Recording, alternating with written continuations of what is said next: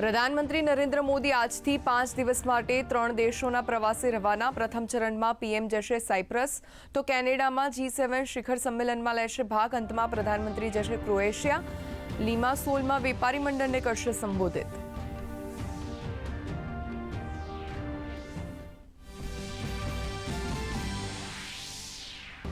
Ahmedabad plane crash દુર્ઘટનામાં અત્યાર સુધીમાં 19 મૃતકોના ડીએનએ સેમ્પલ થયા મેચ।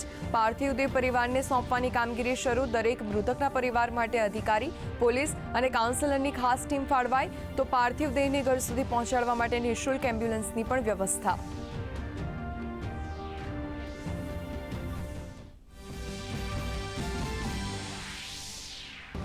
અમદાવાદ વિમાન દુર્ઘટના અંગે નાગરિક ઉડ્ડયન મંત્રાલયની પ્રેસ કોન્ફરન્સ। નાગરિક ઉડ્ડયન મંત્રી રામમોહન નાયડુએ કહ્યું, પાયલટે ઇમરજન્સીની કરી હતી જાણ। કેન્દ્રીય ગૃહ સચિવના નેતૃત્વમાં એક તપાસ સમિતિની કરવામાં આવી રચના। બ્લેક બોક્સથી દુર્ઘટનાનું કારણ આવશે બહાર।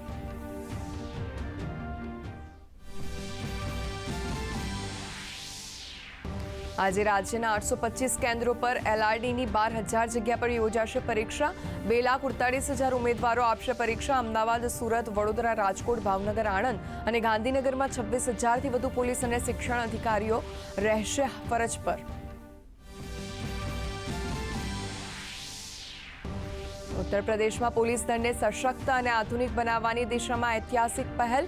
ગૃહમંત્રી અમિત શાહ અને યોગી આદિત્યનાથ આજે 60,000થી વધુ પસંદગી પામેલ યુવકોને આપશે નિમણૂક પત્ર।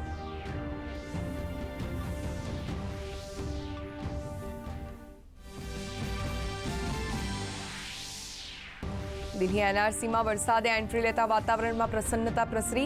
દિલ્હીવાસીઓને ગરમીમાંથી છુટકારો મળ્યો। જેસલમેર, પુણેમાં ભારે વરસાદ, તો મધ્યપ્રદેશમાં 2 દિવસ બાદ થશે ચોમાસાની એન્ટ્રી।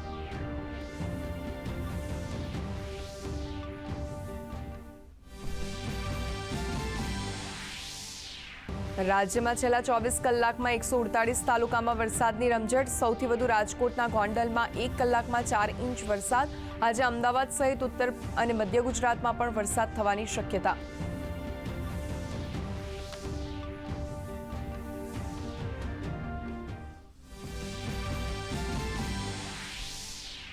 આજથી રાજ્યના તમામ અભયારણ્ય બંધ। 16 જૂનથી 15 ઓક્ટોબર સુધી પ્રવાસીઓના પ્રવેશ પર પ્રતિબંધ। પ્રવાસીઓનો પ્રજનન કાળ તેમજ વરસાદ પૂરના કારણે લેવાયો નિર્ણય।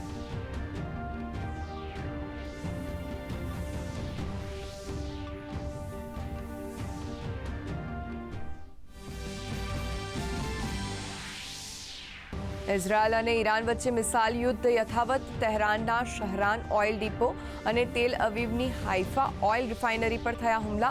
આજે થનારી ઈરાન અમેરિકા પરમાણુ ચર્ચા રદ।